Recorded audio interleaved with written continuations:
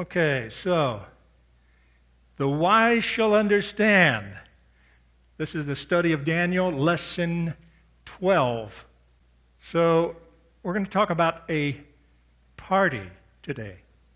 And this is Daniel. We're going to take the first half of Daniel chapter 5 and look at that. And the next time we meet, we'll finish up Daniel chapter 5. But anyway, today we're going to study Daniel chapter 5, verses 1 to 17. And rulers of Babylon. We're going to take a look at the rulers of Babylon because historically there is a mix-up in historians' minds as who these people were. And I'm going to show you as we go through this who these people were. And because of the mix-ups, the critics get involved again in Daniel by saying that Daniel is not a true word of God. So we now move ahead in time to the ruler Belshazzar. Remember, we were talking about Nebuchadnezzar for a last number of lessons. But with Belshazzar, the critics found a way to destroy the historicity of the book of Daniel. This is what they try to do. They try to destroy the works of God. And Daniel, in particular, is a book that they like to destroy. And as we go through the study of Daniel, particularly when we get to Daniel chapter 9 and 11, you're going to see amazing prophecies that will boggle your mind. And that's what boggles the critics' minds as they try to destroy Daniel. Because if Daniel can be proven true, then prophecy is true. Some have questioned the composition dating of certain scriptures because they say prophecy is not possible. That's what the critics like to say. Prophecy is not possible. And reason alone tells them in their secular minds that prophecy is not possible. So they try to figure things out in their minds rather than realizing that we have a sovereign God and we have a miracle-working God and we have a God that can do all things. So this is the case with Daniel and these critics. So fortunately, there are valid arguments also against those biased positions of those critics, and including findings found in archaeology or the evidence of the Dead Sea Scrolls.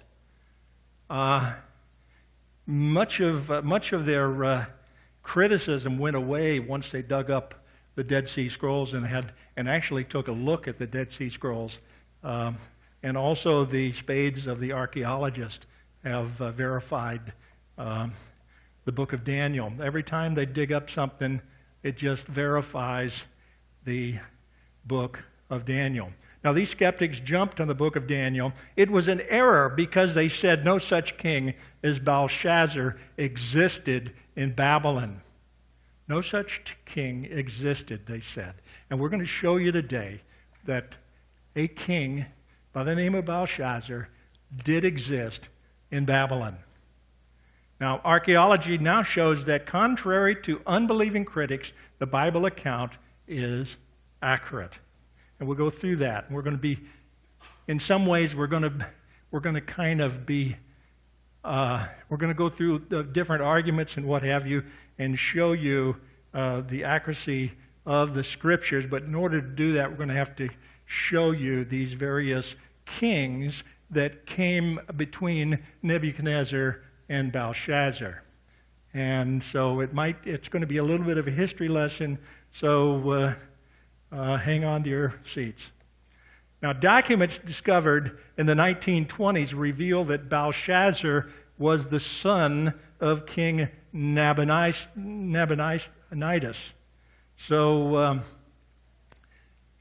these are documents that pointed to the accuracy of what the critics were saying was not true. No such king as Belshazzar ever existed, according to the critics. But yet, in 1920s, once again, they discovered documents that invalidated the critics.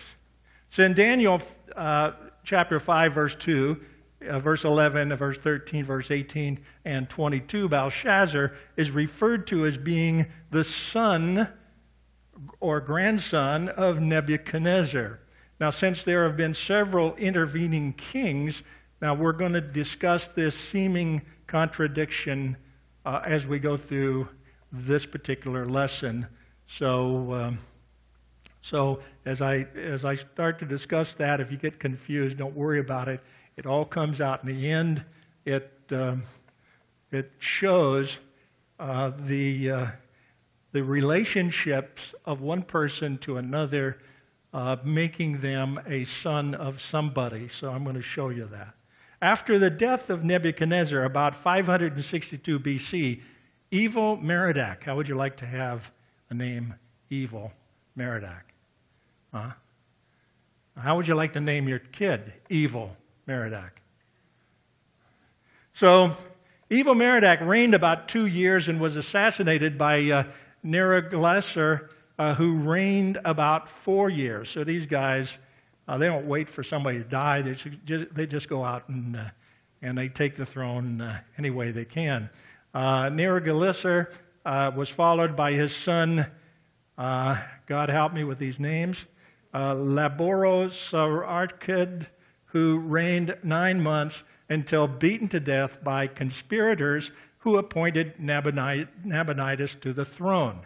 So I would say that I would not want to be one of these kings, because somebody's always after your throne, and they don't mind killing you to get it. So this is verified by 2 Kings chapter 25, when we read, "And it came to pass," in verse 27, "and it came to pass in the 37th year of the captivity of Jehoiakim king of Judah, in the 12th month, on the 7th and 20th day of the month, that Evil Merodach king of Babylon, in the year that he began to reign, did lift up the head of Jehoiakim king of Judah out of prison."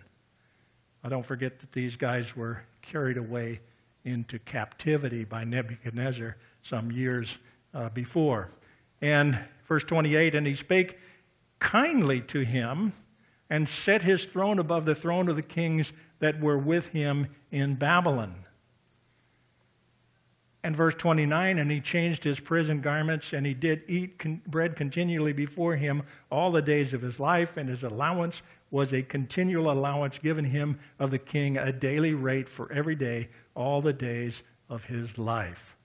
So somebody by the name of Evil had compassion on an imprisoned king of Judah. So there might be some good in everybody, huh? Even though we are wicked continually, right? So history is somewhat confused regarding these kings, but is certain that several rulers ruled between the death of Nebuchadnezzar and Nabonidus, who ruled from 556 to 539 BC. And we saw that there were other rulers between these kings. So Nabonidus came to power by murdering his predecessor, Labashi Marduk, or Laosorchad, or why did I write all of this stuff down here? Laborosorchad. Okay. Nabonidus' son was Belshazzar, as is revealed in the previously mentioned discovered documents. Now, there's a chart showing all these guys between Nebuchadnezzar and Nabonidus, and you can see that by those arrows that I put on the chart. So realize that there are Notice that after Nebuchadnezzar died a natural birth, but then evil Merodach was murdered by Neriglissar, and Neriglissar was killed in battle, and then this Labor guy, he ruled about 9 months, and he was murdered by Nabonidus, and so we get down to Nabonidus. Okay, Nabonidus engaged an army of the Medes. Remember that there was a prophecy that we saw where we had a statue with variously inferior metals until you got down to the feet. The head of gold was the kingdom of Babylon, or Nebuchadnezzar himself. And then there was the Medes and the Persians, and it was a kingdom of silver. And we're now starting to see the Medes coming into play, the Medes and the Persians coming into play in the reign of Nabonidus. So Nabonidus engaged an army of the Medes and Persians led by Cyrus and was defeated. So Nabonidus was defeated. He then went into hiding in Borsippa, or Iraq, southeast of Babylon, modern Beers Nimrod, while his son Belshazzar, serving as co-regent, stayed in Babylon. Nabonidus was forced to surrender to Cyrus and was then made to live in Carmania, or Kerman province in Iran, until the time of his death. So Belshazzar was made co-regent in 555 or 553 BC. He never became a sole ruler, as he was slain at the fall of Babylon in 539 BC, while Nabonidus was still living. So we see in Daniel 5:29 that Belshazzar made Daniel the third ruler in Babylon, because Belshazzar himself was the second ruler after his father Nabonidus. Do you see how that works? That he was promised to be third ruler. Odd that the scriptures mention this in the prophecy there in chapter 5, that Daniel was promised to be the third ruler. And the reason that's important is because they said that there was no such king as Belshazzar. Yet Belshazzar was the co-regent, or second ruler, after Nabonidus. So thus history records that Nabonidus was ruler in Babylon. History, if you go look it up, you'll find that Nabonidus was the ruler. Nabonidus was the son of the high priest of the temple of the moon god in Haran. And Nabonidus worshipped the moon god Nana-Sin, since his mother was a priestess of the moon god. And there's a tablet there showing Nabonidus worshiping the moon god Nana-Sin. Okay? Confusing relationships. Now this is the confusing part. I have to go through it because we're going to try to prove the critics wrong. There is much confusion regarding the actual relationship of Belshazzar to Nabonidus and Belshazzar to Nebuchadnezzar. We're all getting down to the idea of what the scripture says, that Belshazzar was the son of Nebuchadnezzar. The issue is complicated, and each commentator has a different theory. Don't you just like the commentators? You all have different theories come up with. The statement in Daniel 5:11 that Belshazzar was a son, grandson of Nebuchadnezzar may have been the result of a political ploy by Nabonidus to legitimize his claim to the throne. That's one possibility, okay? Belshazzar may have been the son or grandson of Nebuchadnezzar only in a technical sense in that regards. Belshazzar's actual mother supposedly died in the 9th year of Nabonidus' reign. Therefore, it is supposed that the queen spoken of in Daniel 5:10 was actually the widow of Nebuchadnezzar, whom Nabonidus had married as part of his scheme to legitimize his throne. So that's one theory, and according to Nebuchadnezzar's widow, the queen of Daniel 5:10 was therefore Belshazzar's stepmother. Some commentators have even speculated that Belshazzar was an actual son of Nebuchadnezzar and was adopted by Nabonidus to legitimize his claim to the throne. And in this case, the queen mentioned in Daniel 5:10 is thought to actually be the queen mother, the former wife of Nebuchadnezzar or evil Merodach, and possibly the mother of Belshazzar. John Walvoord, a theologian and writer of many books regarding prophecy, former president of Dallas Theological Seminary, Walvoord makes a good argument that she is Belshazzar's mother. Whoever she was a wise person. Her name was Nitocris. So we have her name. So adding strength that the queen is Belshazzar's mother is her statement in Daniel 5:11, where she refers to Belshazzar as the son of Nebuchadnezzar. The son of Nebuchadnezzar. So she says, "Thy father," quoting her, being thought of as son, may also refer to grandson or great-grandson, implying descent from Nebuchadnezzar. The manner of the queen's entrance and address to Belshazzar, plus the reference to Nebuchadnezzar, thy father, seems to imply that this queen is the mother of Belshazzar and the wife of the former king Nebuchadnezzar, and that Belshazzar is her son.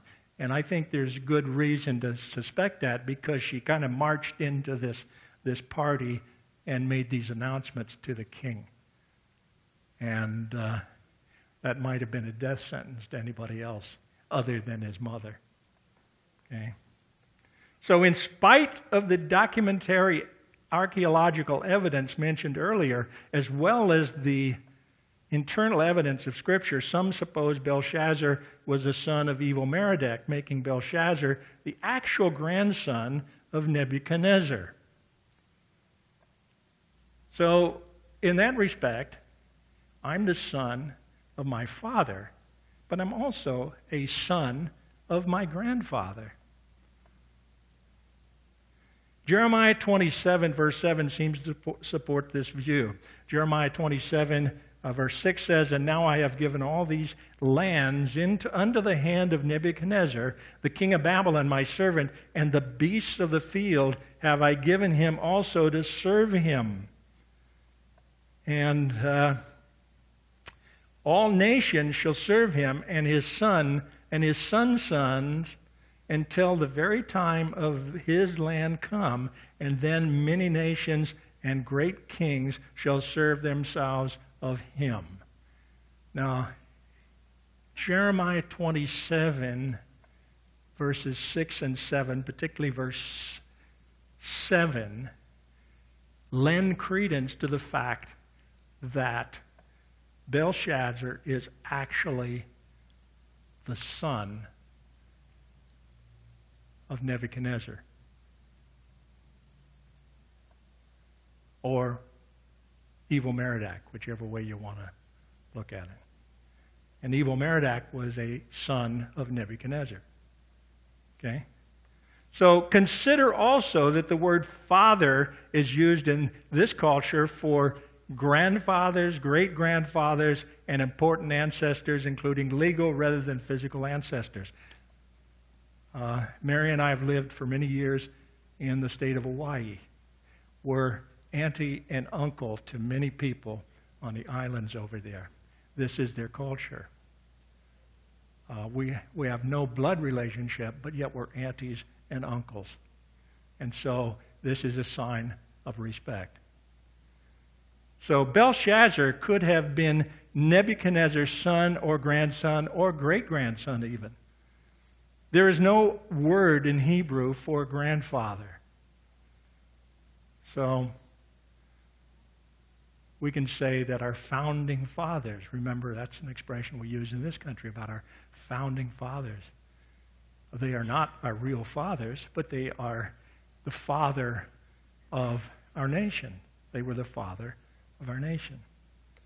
Okay, all male descendants from a singular head are called sons, whether they are sons, grandsons, great-grandsons, etc. The reigns of the succeeding kings between Nebuchadnezzar and Nabonidus and Belshazzar certainly make it a possibility that the queen was the former wife of Nebuchadnezzar, now the wife of Nabonidus, and that Belshazzar was her son, thus making Belshazzar the adopted son or stepson of Nabonidus. Anything is possible and all is reasonable speculation. Belshazzar refers to Nebuchadnezzar as his father in Daniel 5:13, and Daniel speaking to Belshazzar refers to Belshazzar as Nebuchadnezzar's son in Daniel 5:18 and 22. Again, it must be noted that Belshazzar's actual relationship, if any, is uncertain. It may be that he was a son of Nebuchadnezzar only in the sense that he occupied the throne in the line of kings, not actual descent. He may have, in fact, been related, but not as a son, but as a grandson. No one knows for sure. But it is proper in many cultures to refer to someone as a son, and it does not make the scriptures any less accurate. Okay? Babylon's foes. At this time, Babylon was being besieged by Cyrus II of Persia, who reigned from 559 to 530 BC. Now, he was the son of King Cambyses I of Persia and Queen Mandan, daughter of King Astyages of the Medes. Later Cyrus the Great, led the combined Medo-Persian army. At this time, Darius ruled the Medes. No monuments mention Darius. No monuments mention Darius. So his identity is uncertain. However, the last king of the Medes was Saxaris or something, who formed an alliance with Cyrus, his nephew, and led a part of the armies of the Confederate kingdoms to battle, defeating areas to the north and south before engaging Babylon. This may account for why so many Babylonian officials were in the capital city at this time. According to Herodotus, Cyaxares, pardon me on the names because I'm from Kansas, you know that's my excuse. So Cyaxares, the two's age agrees with that of Darius of 62 years old. So we're going to have several people that are around 62 years old that could be this Darius that we're mentioning in the scripture. This is the confusion in the history that nobody knows who Darius was. So the age, as according to Herodotus, Cyaxares, the two's age agrees with that of Darius, 62 years, as given in Daniel 5:31. Now, therefore, Darius may indeed be Cyaxares II. However, recent research seems to indicate that Darius may be the same as Gobras or Gubaro, who, according to ancient records, led the siege against Babylon as leader of the allied armies. Gubaro was born in 601 BC, and Daniel gives Darius' age as 62 years. In 539 BC, when Babylon fell, so Gubaro is the right age to be the Darius of Daniel. Because both names show up in an ancient record, some believe that Gobryas and Gubaru are two different individuals, and that Gubaru is our Darius, who corresponds to Xerxes II as ruler over Babylon, while Gobryas was the general of Cyrus's army. So why do we need to know all of that? I'm just trying to show you that there's complications within the historical record, but there is good evidence that this Darius did exist against what the critics would have you believe. Now, Josephus claims that Darius had another name. There's a good clue. Darius had another name. Herodotus indicated that Darius was a title rather than a name. So now you have two ancient historians that are telling you that you may not know the actual name of Darius because Darius was a title. And Josephus claims that Darius had another name. So Darius means holder of the scepter. Now, Cyrus appointed Darius as ruler or king over Babylon at the end of the conquest. Even though he was not independent of the Medo-Persian Empire, he ruled Babylon as a king. In any event, 2 years later, he would die, and Cyrus would replace him as king of the new world order of the Medo-Persian Empire. Secure in his fortifications, Belshazzar decided to throw a party. Now, in previous lessons, I showed you how strong these walls were. About 1/3 of the height of the Empire State Building, about 90 feet, I think, in thickness. They were able to drive chariots around side by side on the top of these walls. This was an impregnable city. But in the next lesson, you're going to see how the Medes and the Persians entered the city relatively easy. And they didn't break down the walls to do it. So that will be coming up. So don't go away. The party. Belshazzar was an evil ruler who killed one of his nobles during a hunting expedition because the man succeeded in killing game before Belshazzar. So this is who Belshazzar was. This was a guy that had a big ego, and he was going to do it his way, and he would kill anybody who disagreed with him or got in his way. On another occasion, he castrated a man simply because one of the king's concubines praised him as handsome. Belshazzar is now planning a party for his friends. It was a very large party. So you can get an idea in this painting of how large this party may have been. And I'm going to show you in a minute, I'm going to show you how large some of these Persian parties really were. Now, Daniel 5, chapter 5, verse 1, Belshazzar the king made a great feast to 1,000 of his lords and drank wine before the 1,000. Belshazzar, whilst he tasted the wine, commanded to bring the golden and silver vessels which his father Nebuchadnezzar had taken out of the temple, which was in Jerusalem, that the king and his princes, his wives and his concubines, might drink therein. Can you imagine that he is drinking, is going to actually drink with his concubines and his princes and what have you from the golden vessels and silver vessels taken from the temple in Jerusalem, blaspheming the God of all. Verse 3, then they brought the golden vessels that were taken out of the temple of the house of God, which was in Jerusalem, and the king and his princes, his wives and his concubines drank in them. They drank wine and praised the gods of gold and of silver, of brass, of iron, of wood, and of stone. So this was complete blasphemy, paganism of God's temple instruments. Belshazzar was secure in the knowledge that Babylon could not fall because of the vast strength of its fortifications, such as walls up to 400 feet high and almost 90 feet thick. The walled city had a circumference of 17 miles. The Euphrates River flowed through the city.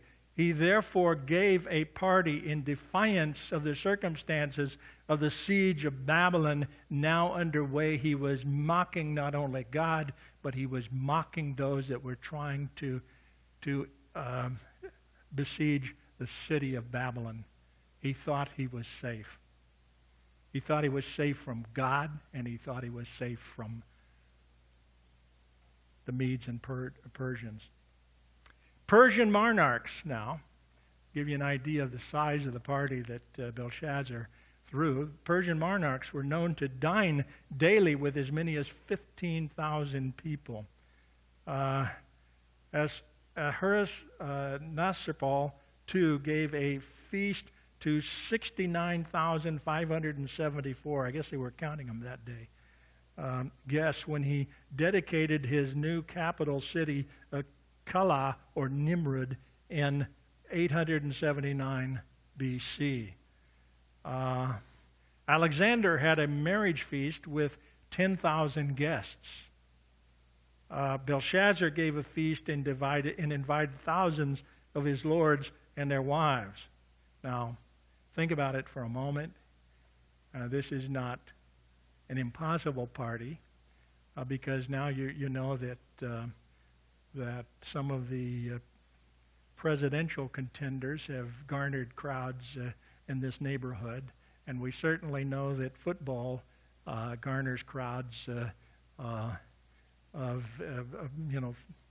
69, 70,000 is not unheard of for a football game. Is that right? So to throw a party of that size would not be something impossible. So he also invited his concubines, probably for the purpose of engaging in a sexual orgy. And while his party was underway, the people whom God had foretold in Daniel chapter 2 would succeed Babylon as a world power were outside the very gates of the city. But Belshazzar thought that he was safe, that they could not conquer the walls of Babylon. Now Belshazzar now began to act in drunken defiance to God, and together with his guests and concubines, they drank from the vessels of Solomon's temple. He openly mocked God. Since Belshazzar understood that the prophecy of Daniel chapter 2 indicated that Babylon would be succeeded by the Medo-Persian Empire, he wanted to show his utter contempt of the very idea. He was contemptuous of God and of anyone who could possibly think that they could overcome the walls of Babylon. This was done by profaning the sacred vessels of God's house. He relied on the impregnable defenses of the city rather than the sure security of the holy God. Nebuchadnezzar never did any of that. Nebuchadnezzar was not of the same character as this Belshazzar guy. He used the vessels of God's own house to praise the false gods of Babylon. Drinking to excess after dinner was a custom at such feasts. This drunken party may foreshadow the condition of the Gentile world just before Christ's return. The condition of the world today can certainly be compared to the drunken and blasphemous party given by Belshazzar on that fateful night of debauchery. We're talking about the condition of this world. And I believe this picture represents the condition that this world today is in. We are drunk in our sin. Daniel will later write the following concerning the end-time Antichrist. In Daniel chapter 11, verse 38, he says, "But in his estate shall he honor, we're talking about the Antichrist now, he will honor the God of forces. And the God whom his fathers knew not shall he honor with gold and silver and with precious stones and pleasant things. We see similar blasphemies in Revelation chapter 13. Revelation chapter 13 verse 1 says, "And I stood upon the sand of the sea and saw a beast rise up out of the sea, having 7 heads and 10 horns, and upon his horns 10 crowns, upon his heads the name of blasphemy." And verse 5, "And there was given unto him a mouth speaking great things and blasphemies, and power was given unto him to continue 42 months.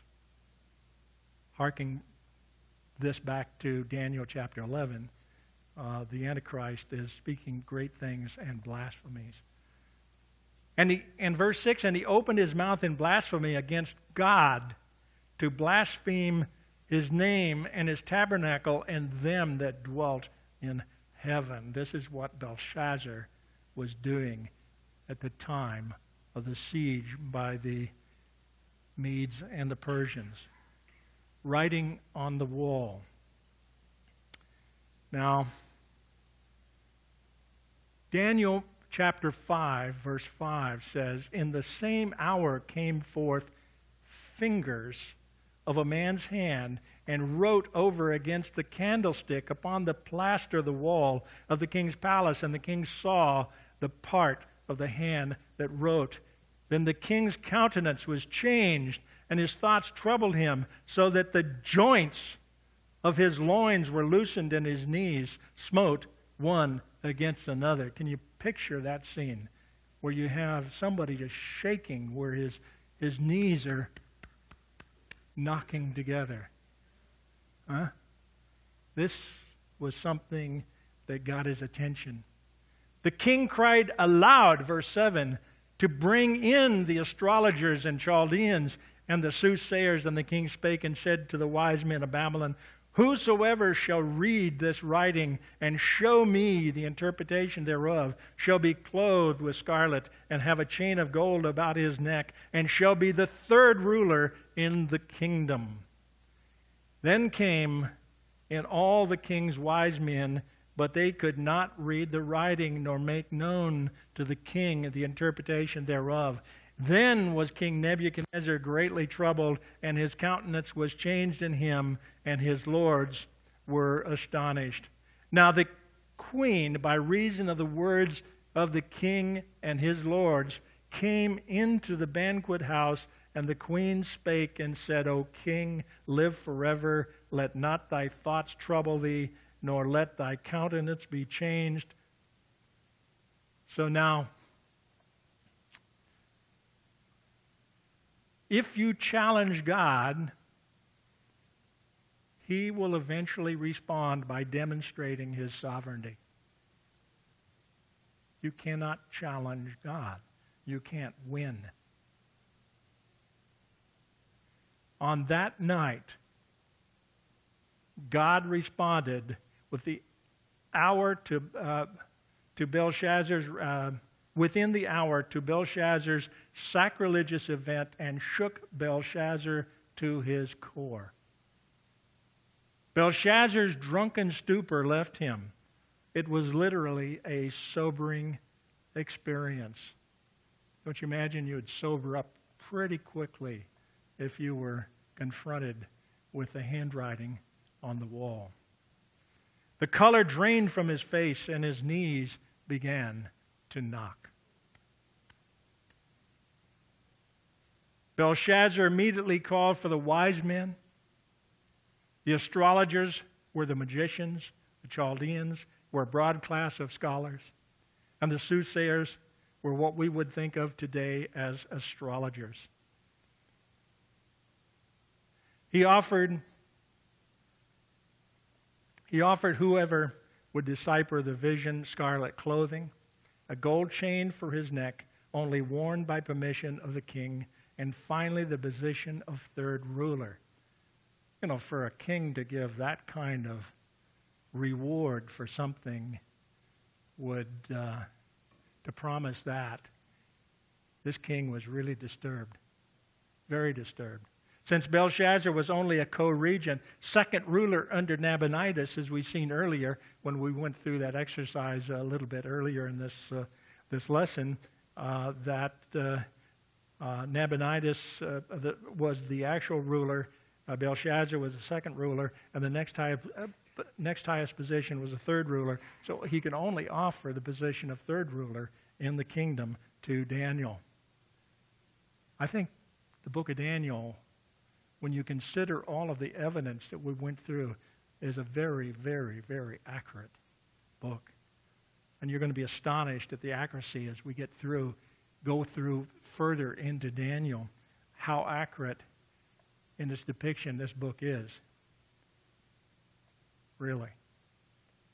So the queen spoke, Daniel 5:11, "There is a man in thy kingdom," she says, "in whom is the spirit of the holy gods, and in the days of thy father light and understanding and wisdom like the wisdom." Now notice she called him his father.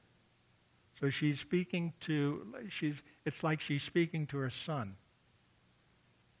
"Understanding and wisdom like the wisdom of the gods was found in him, whom the king Nebuchadnezzar, thy father, the king, I say thy father, made master of the magicians, astrologers, Chaldeans, and soothsayers." And that's exactly what we saw in the earlier lessons, that Daniel was indeed put in that position earlier on. So in verse 12, "For as much as an excellent spirit and knowledge and understanding, interpreting of dreams and showing of hard sentences and dissolving of doubts were found in the same Daniel, whom the king named Belteshazzar, now let Daniel be called, and he will show the interpretation." It's not like she's relating something that's maybe a legend in her history. She's relating something that she actually knows something about. She's seen it. She's seen what Daniel can do. So it seems that Daniel had been retired from service for some time now. The queen remembered the prior service of Daniel as interpreter of Nebuchadnezzar's dreams. The queen also related that Nebuchadnezzar had made Daniel master over the wise men of Babylon. He was master over the wise men. That's why the wise men came from the east at Christ's birth, because they knew the prophecies, because they got it from Daniel. It wasn't a mystery to them. Daniel 5:13. "Then was Daniel brought in before the king, and the king spake and said unto Daniel, Art thou that Daniel which art of the children of the captivity of Judah, whom the king my father brought out of Jewry?" Now we're looking at Belshazzar is calling Nebuchadnezzar his father. "My father brought out of Jewry." Verse 14, "And I have heard of thee, that the spirit of the gods is in thee, and that light and understanding and excellent wisdom is found in thee. And now the wise men, the astrologers, have been brought in before me, that they should read this writing and make known unto me the interpretation thereof, but they could not show the interpretation of the thing. And I have heard of thee, that thou canst make interpretations and dissolve doubts. Now, if thou canst read the writing and make known to me the interpretation thereof, thou shalt be clothed with scarlet and have a chain of gold about thy neck, and shall be the third ruler in the kingdom." Then Daniel answered and said before the king, "Let thy gifts be to thyself, and give thy rewards to another. Yet I will read the writing unto the king, and make known to him the interpretation." So Daniel understood what was being offered to him. And Belshazzar's rewards meant nothing to Daniel, because they weren't going to be worth anything at the end of the day. At the end of that night, they would be worthless. So he cared less about any rewards that this king might offer, but he says, I will interpret for you. Daniel rejected all this flattery and gifts. Daniel was not seeking a reward. In the next lesson, we're going to learn about the prophecy of the handwriting and the interpretation thereof, and we're going to see Babylon defeated in an amazing defeat. When we consider the fortifications of Babylon, how it was possible that this Medes and Persians could have actually entered Babylon and killed the king. God will have the last say over blasphemers. End of the study.